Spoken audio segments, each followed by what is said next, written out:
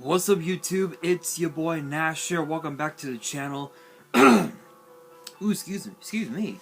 Now, this week's episode of WWE's Biggest Issue is going to be rather interesting, to say the very least, because let's be honest here, Crown Jewel this past Saturday could have been better.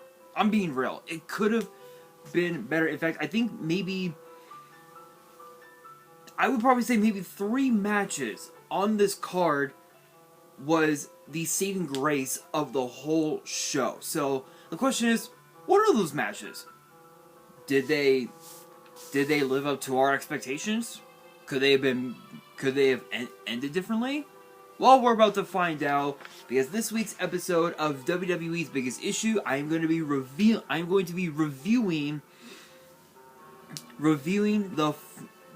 the full match card for Crown Jewel. Obviously, if you guys want to check out the result video from this past Saturday, you guys can definitely check it out if you have not done so already. But these types of videos, I basically just give my review, and I basically rate them. I give my personal rating from 1 star to 5 stars. Obviously, 1 being the shittiest, and then 5 being obviously, being like match of the year candidate, So I'm gonna be honest, Crown Jewel could have been better. I know that last year's Crown Jewel was a bit more monumental, I would say, compared to this year's, because last year's Crown Jewel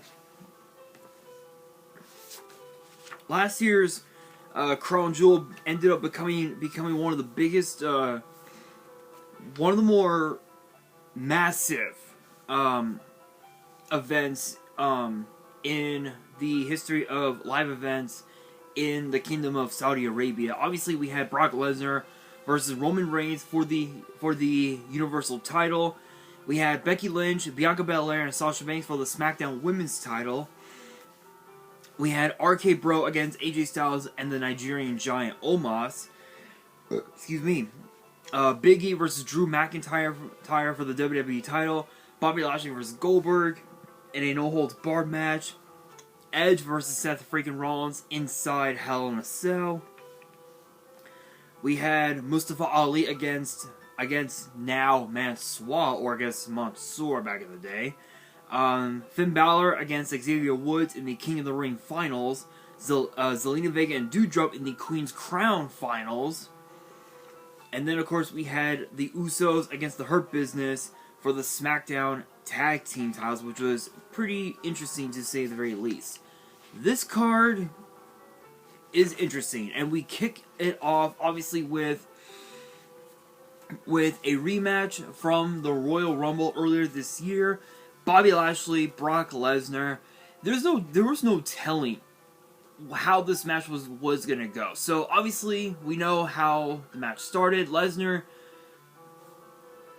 being typical Brock Lesnar, circling, trying to circle the ring. Lashley got pissed off about it, started to attack him, targeted the knee. It was pure bedlam, and it took a few, and even with one good leg, Brock Lesnar was able to deliver a few German suplexes. Suplex City, bitch, obviously. He was able to deliver an F5 onto the Almighty, and even with that, he still kicked out. Lashley was still able to kick out, and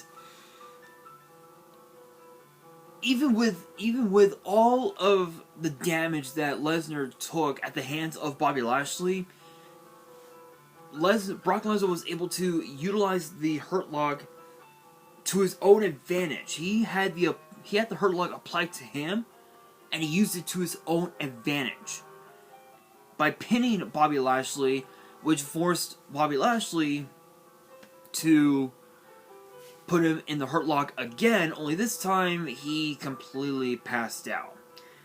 This was probably by far the worst, I wouldn't say the worst, but probably probably one of the least, how can I say it? Yeah, you know what? I would probably say this was probably the worst match we had ever had on the card, because of the fact that it was a way it was a the match came about because it was the only way it was like one of the only ways to make Bobby Lashley look strong as a babyface. And whether or not they were planning to turn him heel at Crown Jewel is beyond me.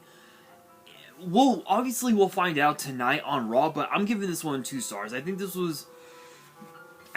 this match could have ended differently, because the way it could have ended, I think it could have ended with Lesnar just tapping out, or even passing out for that matter, to the Hurt Lock, and it still would have made Bobby Lashley look strong as a babyface on Raw. So there is no telling what could be next for Bobby Lashley. Maybe a rematch at Survivor Series in Boston.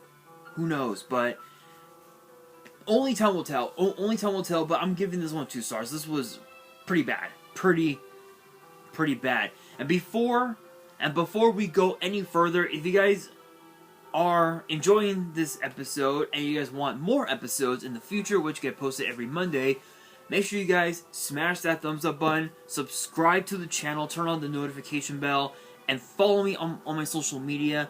All the links will be in the description below. And as always, if you guys have any fan mail you guys want to send me, all the info will be in the description as well. And make sure you guys check out the 2 posts that I posted on the community tab. Check them out. Leave some likes on there. Oh, how about that? Shout outs to my good friend JRB Jobber. If you guys didn't know, he's actually friends with me on Facebook, so I consider him a friend. But shout outs to him. He actually just posted a video opening up the brand new Battles of Legend Crystal Revenge. I don't know if I'm going to be getting a box of that, honestly. Because I know that usually with Battles of Legend, they're usually pretty expensive. But moving on. Again, smash that thumbs up button, subscribe, hit the bell, follow me on my social media. And if you guys have fan mail that you guys want to send me, and you guys can send me whatever you guys want. It can be letters, it can be a card that you guys want me to sign and send back. But if you guys do that, make sure you guys add return postage, because obviously we all know that COVID has done more harm to all of us in the world than good, you can say. But that being said, the info will be in the description as well. Honestly, with this matchup, 2 stars. Again, 2 stars. It was pretty bad. But speaking of bad, this was probably by far another really bad matchup. Alexa Bliss, Asuka against Damage Control's Dakota Kai and Io Sky for the women's tag team titles in a rematch from last week on Raw. And it was just horrible. It was horrible. Obviously both Bliss and Asuka were able to gain a pretty good amount of momentum from winning the titles last week on Raw, but it was derailed just by having them lose the titles just a few days later, just like that. And the reason why they lost the house was 2 reasons. One, if you guys remember that backstage interview that Bliss and Asuka did with Byron Saxton, you notice that Bray Wyatt's new logo, his new logo, I guess you could say, appeared on the screen, and Bliss was just derailed. It derailed all of her momentum, and that was one of the reasons why they lost the titles. But another reason was the main reason: Nikki Cross, no longer Nikki ASH, which I'm not surprised about, honestly. Because the whole almost a superhero bullshit, it was just going nowhere. Yes, she did become, a 3-time women's tag team champion. Yes, she did become Raw Women's Champion. Yes, she did win Money in the Bank, but that's all she was ever good for. That's the only thing that we will remember her by is that. Nikki Cross, on the other hand, ruthless, aggressive, no pun intended, and a badass in the ring. And I think I think that Nikki Cross was what we have been missing for years now. And we haven't seen it. I think since she teamed up with Bliss back in 2019. So it's been a few years. But this matchup is another easy 2 stars. I'm not gonna talk about exactly what happened. Bliss and Asuka were able to deal a pretty good amount of damage to Damage Control. Damage Control did the exact same thing. This was a back and forth matchup, but the way it ended, it shouldn't have ended that way. I think had Cross not gotten involved, Bliss and Asuka definitely would have retained. So this is an easy 2 stars. Just easy. Next up, we have Drew McIntyre versus Karrion Kross inside a steel cage. This was actually the first of 3 matches on the card that I mentioned that actually became the saving grace of the whole card, because we all know when it comes to steel cage matches in the Kingdom of Saudi Arabia, you know it's going to be a banger, and this one was no different. This was literally basically one of the 3 clear cases of 2 meaty men slapping meat. Yes, that was a joke from Big E.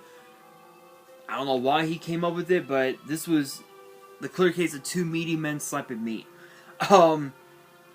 This was a back and forth matchup. Probably the best, literally probably one of the best steel cage matches I had ever seen in quite some time.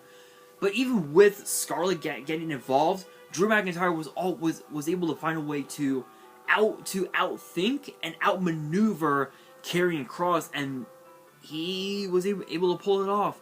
Because even with the mace attack by Scarlett, Drew McIntyre was still able to climb out of the cage and landed on the floor before Karrion Kross could escape the cage through the door. So it was pretty good. I'm gonna give this one 3 stars because this was a banger. This was a banger, but could have ended differently. It's hard to say because you look at Karrion Kross, he's been unstoppable since he came back to WWE weeks before, literally over a month before Crown Jewel, literally a little over a month before Clash of the Castle in Cardiff, and he's been unstoppable ever since. And obviously, getting derailed by Drew McIntyre this way, I think was probably the best option for WWE. But there's no telling what could have happened. But as far as the women's tag team titles go, I don't think it would have mattered either way with the women's tag team titles. I think Cross still would have gotten involved, and Damage Control still would have won either way. So it wouldn't have mattered. It still wouldn't have mattered. But we now move on to a 6-man tag team match between the OC and, you guessed it, the Judgment Day. Honestly, Judgment Day, they've been pretty dominant. I will give them credit. They've been pretty dominant as of late with the addition of Dominic Mysterio showing up, Ray's son Dom. Let's be honest though, the kid was brainwashed. Now I know that somebody out there is probably gonna post in the comments saying, "Oh, he's not brainwashed. You know, he joined Judgment Day. Him joining Judgment Day was the right thing to do."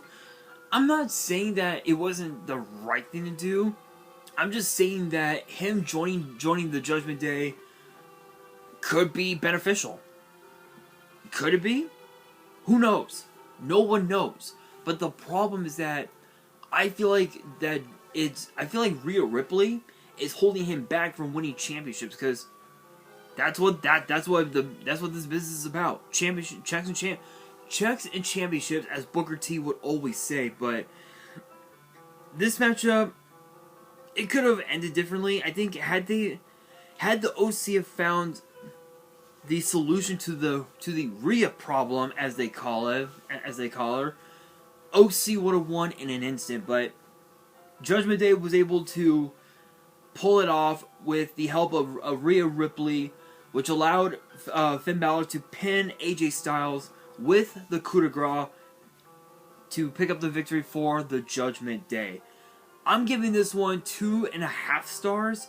And it's not just because of the fact that I'm being optimistic. It's also the fact that Judgment Day has been incredibly strong since it was since they first got together by Edge during WrestleMania season earlier this year. And now with Edge out of the picture for the time being, I have a feeling that this rivalry is far from done. Who knows? Maybe we might see the OC and the Judgment Day compete in War Games. Actually, that might not be so bad. That might not be so bad. Who knows? But could have ended differently? Yes. If they had found the solution to the Rhea problem, OC would have won in an instant, because the OC, they've been together for so many years. Not just in WWE, but also in Japan as part of one of the most dominant groups in Japan, known as the Bullet Club. So I feel like it could have ended differently that way, but who knows? But it's fun, and it's actually kind of funny, since we're on the topic of the Bullet Club. I'm surprised that Michael Cole was given permission to even bring up the name of the Bullet Club. I'm actually surprised about that. But I mean, that's what happens when WWE is under the rule of Triple H as the chief content officer, which it is what it is, right? It is what it is. But again, this matchup, 2.5 stars easy. Next up, we've got the other clear case of two meaty men slapping meat. The monster of all monsters, Braun Strowman, and the Nigerian giant, Omos. This was not what we were expecting. We were expecting something totally different from this matchup, but let's be honest,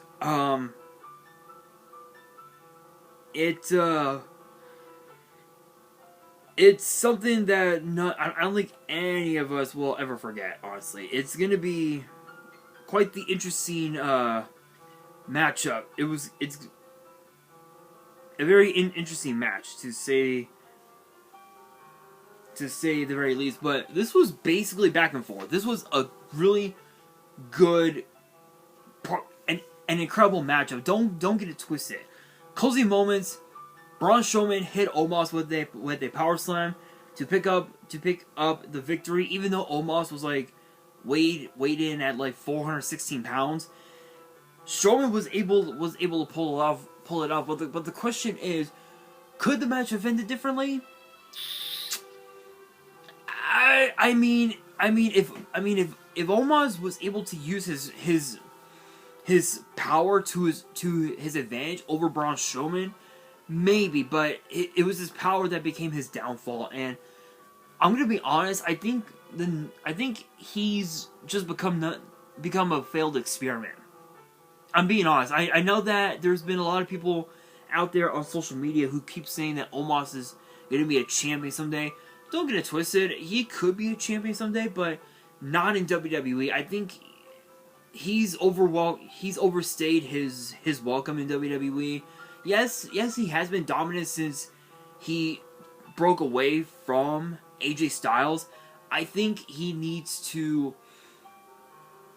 travel the world, go to multiple promotions, whether it was New Japan Pro Wrestling, Ring of Honor, whatever.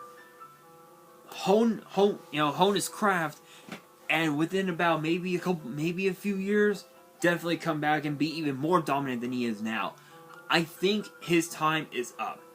That's just my opinion. But this one, I'm gonna give it 2.5 stars, because even though Braun Strowman won and it was a good match, it was the fact that the fans were expecting something massive. Like Braun Strowman superplexing Omos from the top rope, which would have made the ring break off. The fans were expecting that. They didn't get it. Plain and simple. Next up, we've got the Usos versus the Brawling Brutes in a battle to see who would be defending the undisputed tag team titles against the New Day this coming Friday on SmackDown. This was a banger. This was This was a crazy matchup. Because despite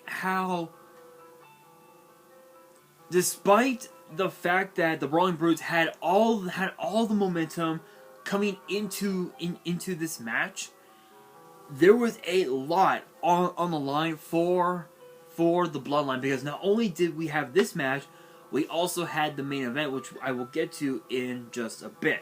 But this was probably one of the best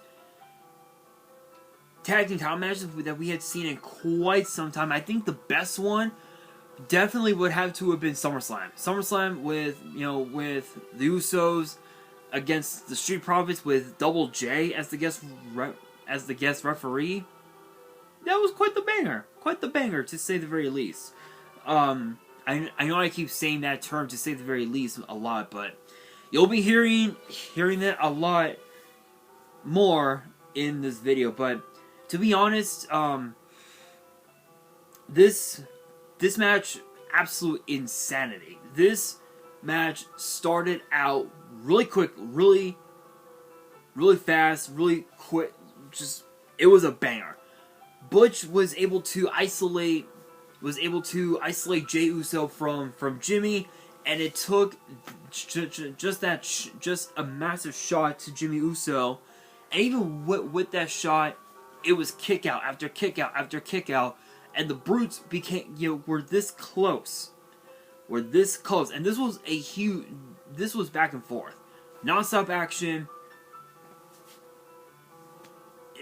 Even with their big move on the Usos, it still was not good enough for the Usos to apply the 1D from the top rope onto, I believe, Butch to retain the undisputed tag team title. So now it'll be the Usos and the New Day once again.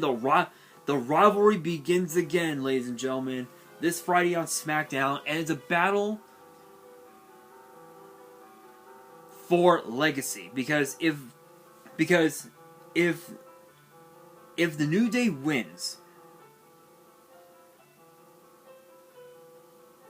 then I believe they will be this will be their 12 time, right? Isn't it?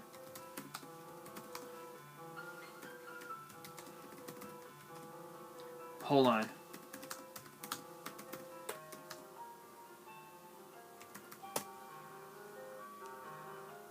I thought so.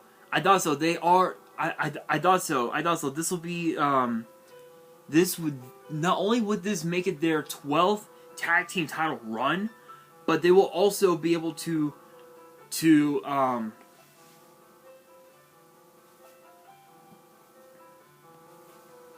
they'll be able to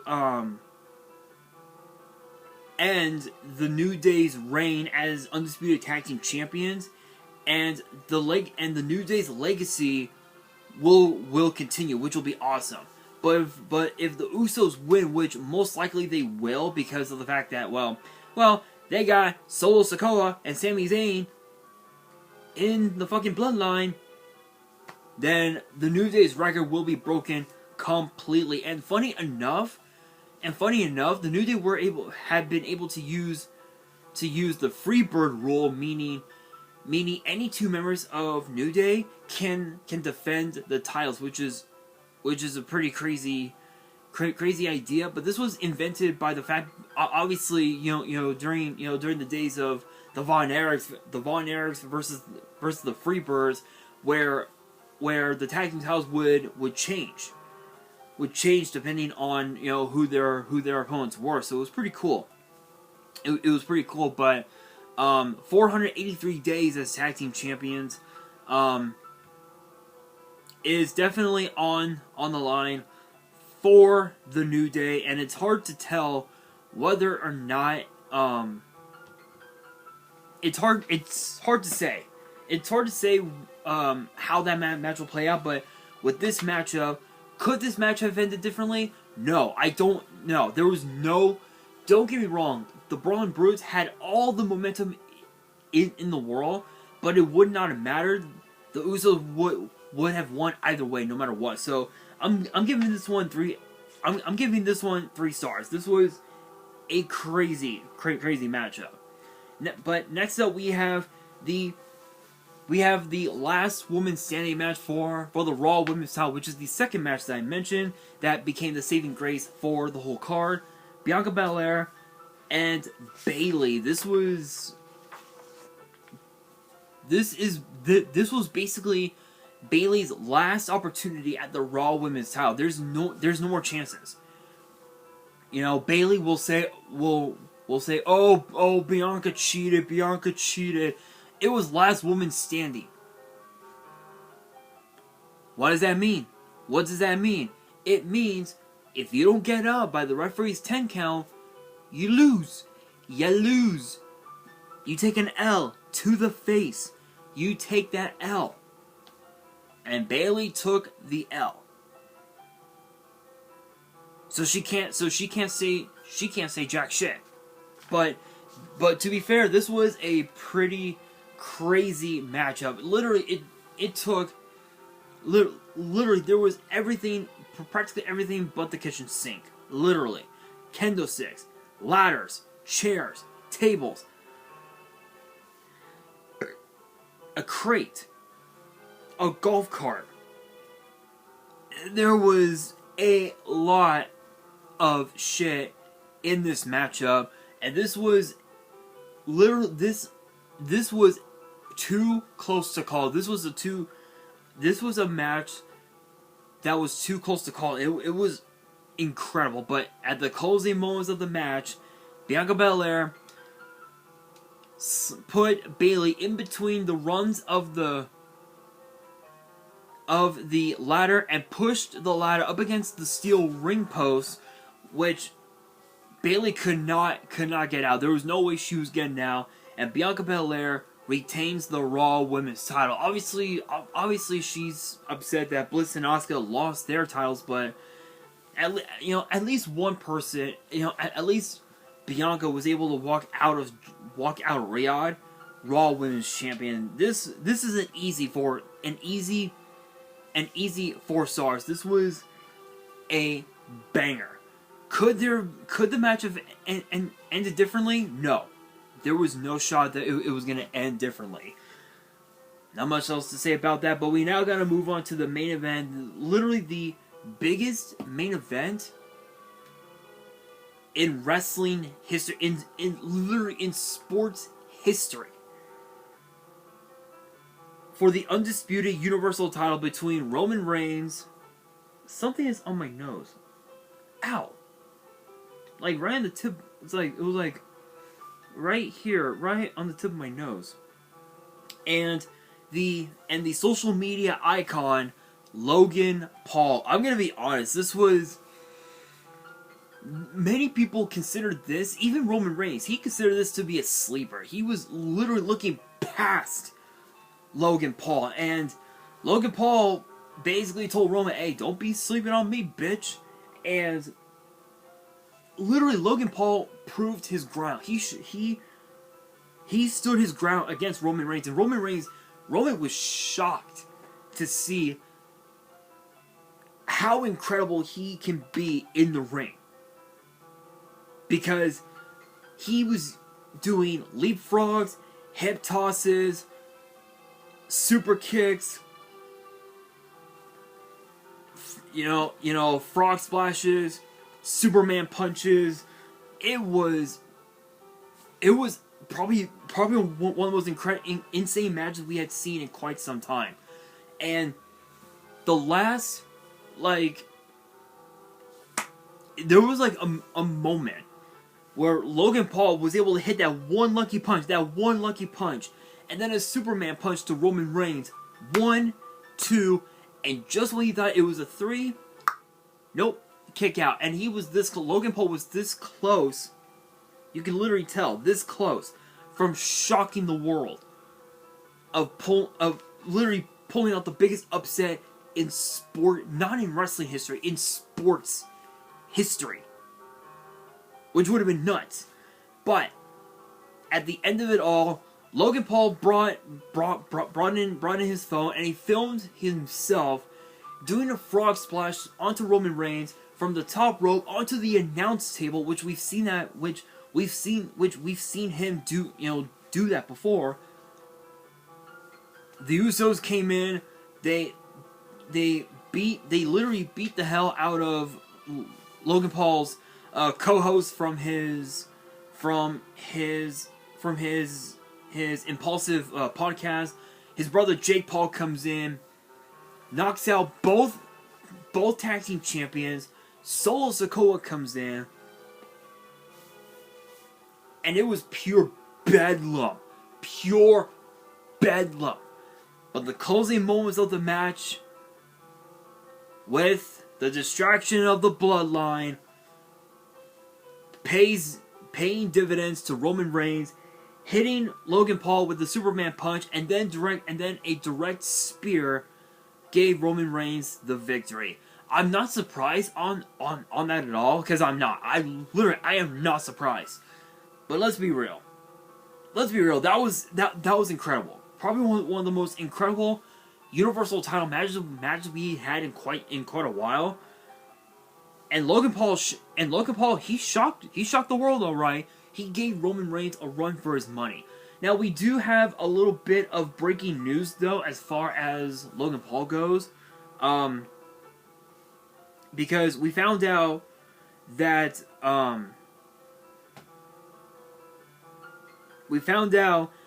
Logan Paul, during that match,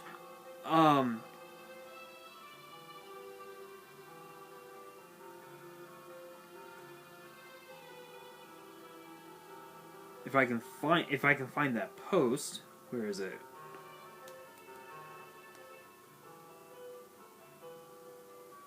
Here we are. So it was announced. So Logan Paul announced on Twitter that he suffered a torn meniscus, MCL, and potentially ACL in his knee during his match against Roman Reigns. It was right in the middle of the match. And funny enough, Logan has so many followers, including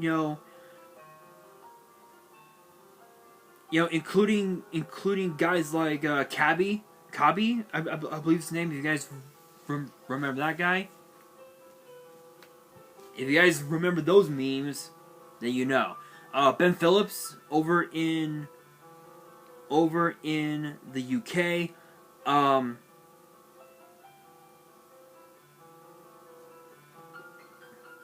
And even also Logan Paul's clothing line Maverick commented. Pretty much everybody. Steve Aoki, Patrick Schwarzenegger, Funny Mike as well, Big Mike, Big Mike, Mike Majlak, I probably butchered his name, Shane Helms, Gregory Helms, King Bach as well. Literally almost every celebrity, every every social media icon all over the world was giving praise to Logan Paul. It was incredible. It was an incredible match. Probably by far one of the best matches that Logan Paul had in quite some time. This match is an easy 4.5 stars. But the question is, could the match have ended differently? It's hard to say, because when you look at a guy like Logan Paul, this was his third match in WWE. His first match was at WrestleMania earlier this year. His second match was at SummerSlam a few months back. This was his third match, and it was for the undisputed Universal title. So, could it have ended differently? I feel like if the Bloodline was told that they were banned from ringside, excuse me, then maybe it could have ended differently. But it's hard to say. But there's no telling what can happen now. But this now brings us to the question: what's next? Who is next for Roman Reigns? There is a long list of people in that locker room that would be more than happy to take the title off of Roman Reigns. Who knows? Maybe another YouTuber could come in and take the title. Maybe even me, for all we know. For all we know, I could bring Yu-Gi-Oh into WWE and beat Roman's ass for it. Beat Roman's ass in Yu-Gi-Oh, take the title off of him. Who the hell knows? We don't know. All we know is that Roman Reigns' run as undisputed champion is going to continue, and it might be for another year or so. But that brings us to the question of the day. Actually, before we get to the question of the day, the overall rating of this card, 3 stars. I'm being real. 3 stars. Could have been better, but it is what it is. But that brings me to the question of the day. Among the card that we had, among the Crown Jewel card, what would you consider to be match of the night? Let me know down in the comments below. And that will do it for today's video. Hopefully you guys enjoyed. If you did, make sure you guys smash that thumbs up button.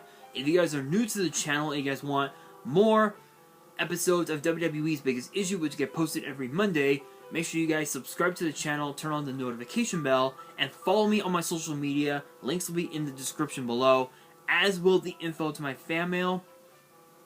It will also be in the description as well. And on that, this is your boy Nash, signing out.